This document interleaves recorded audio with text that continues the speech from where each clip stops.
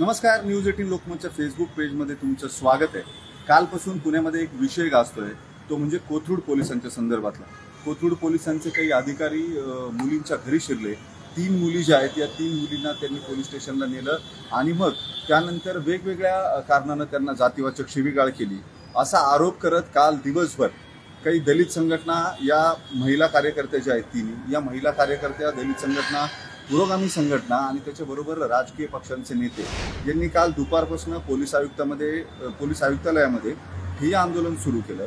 हे आंदोलन जेव्हा सुरू करण्यात आलं तेव्हा या सगळ्या अधिकाऱ्यांवरती अॅट्रॉसिटीचा गुन्हा दाखल करावा अशी मागणी करणारं हे आंदोलन होतं। जसं जसं वेळ जात गेला तसं तसं पोलीस आयुक्तालयामध्ये गर्दी मोठ्या प्रमाणावरती वाढायला लागली आणि सगळ्यात महत्त्वाचं म्हणजे सहपोलीस आयुक्त आहेत रंजन कुमार शर्मा, अतिरिक्त पोलीस आयुक्त आहेत राजेंद्र बनसोडे, या सगळ्यांनी या मुलींचं म्हणणं ऐकून घेतलं।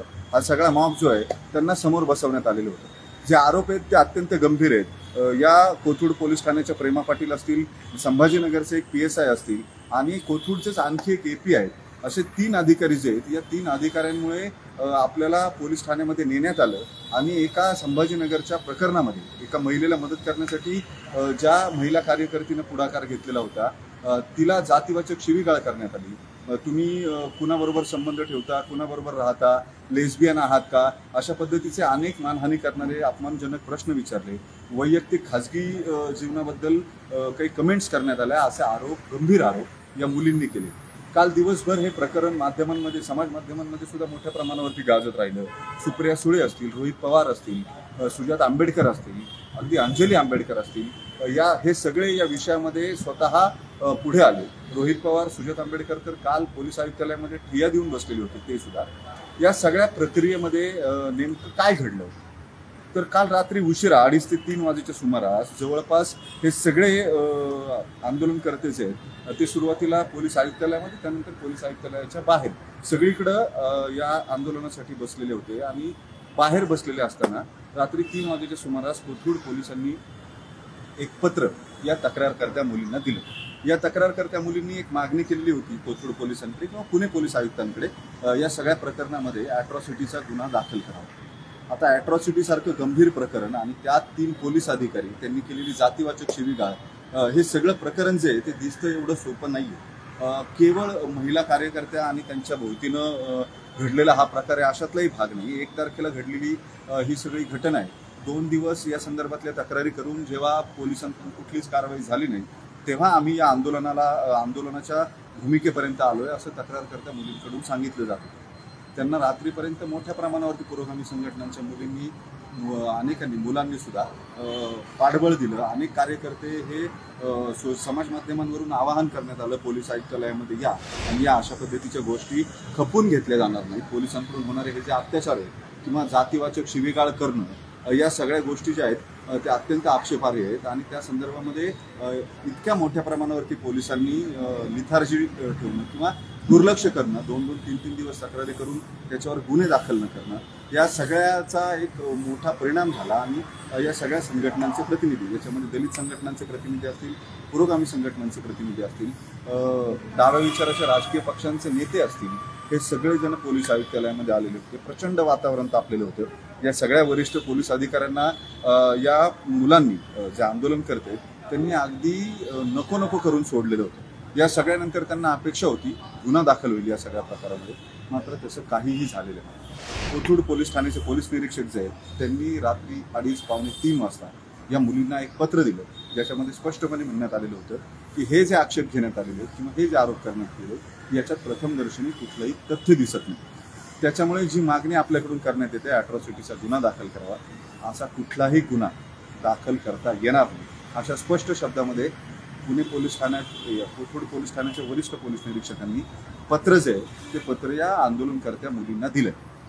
यानं झालं काय, या सगळ्या प्रकारामध्ये काल दिवसभर जेव्हा डाव्या किंवा पुरोगामी संघटना ज्या आहेत त्यांचे प्रतिनिधी किंवा त्यांचे समर्थन या मुलींना मिळत होतं, त्याच वेळेस बरोबर दुपारच्या सुमारास तुषार दामगुडे, निवेदिता एकबोटे, ज्या भाजपचे पदाधिकारी सुद्धा आहेत, तुषार दामगुडे हे उजव्या विचाराचे कार्यकर्ते, या दोघांनी मिळून पोलीस आयुक्तांना एक पत्र लिहिलं आणि या पत्रामध्ये त्यांनी स्पष्टपणे असं म्हटलं की ज्या पद्धतीनं पोलीस आयुक्तालयामध्ये मोठ्या प्रमाणावरती गर्दी करून पोलिसांवरती दबाव टाकला जातो, त्याच्यामुळे पोलिसांचं मनोबल जे आहे ते खच्ची होतं. प्रत्यक्षात हा असा प्रकार जो आहे तो झालाय का नाही झालेला या सगळ्या गोष्टींची तपासणी होणं गरजेचं आहे, त्याची चौकशी होणं गरजेचं आहे.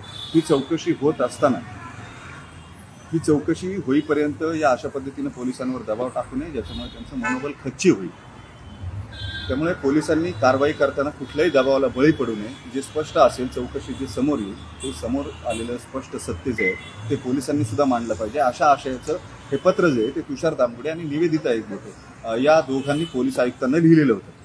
आता गमतीचा भाग असा आहे, एखादा प्रकार जो गुन्ह्याशी संबंधित असतो त्याच्यात राजकारण कसं शिरतं.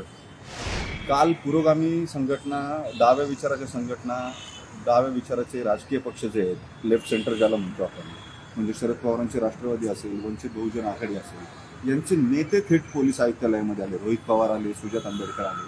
आणि हे सगळं झाल्यानंतर पोलिसांवर दबाव वाढतोय असं बघितल्यावर आणखी एक इकोसिस्टीम कामाला लागली आणि तुषार दामगुडे, निवेदिता एकबोटे यांनी पोलिसांच्या बाजूची भूमिका घेतली. आता खरं पोलिसांच्या बाजूनं कोण आहे किंवा विरोधात कोण आहे हा प्रश्न अलहिदा आहे. मात्र ज्या डाव्या आणि उजव्या विचारांचा संघर्ष होता, हे कार्यकर्ते एकत्र आल्यावरती त्यांना तशा पद्धतीचं एक काउंटर द्यायचं म्हणून तुषार दामगुडे आणि निवेदिता एकबोटे यांनी सुद्धा पोलीस आयुक्तांना पत्र दिलं.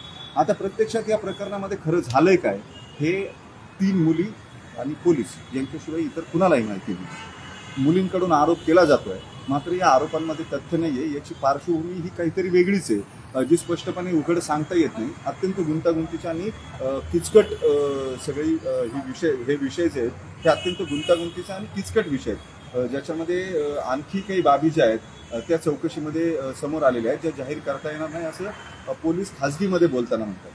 आता या सगळ्या प्रक्रियेमध्ये नेमकं कायदेशीर काय, बेकायदेशीर काय, हा वाद जो आहे तो नेमका कसा संपेल. पोलिसांनी अत्यंत स्पष्ट आणि रोखठोक भूमिका घेतली.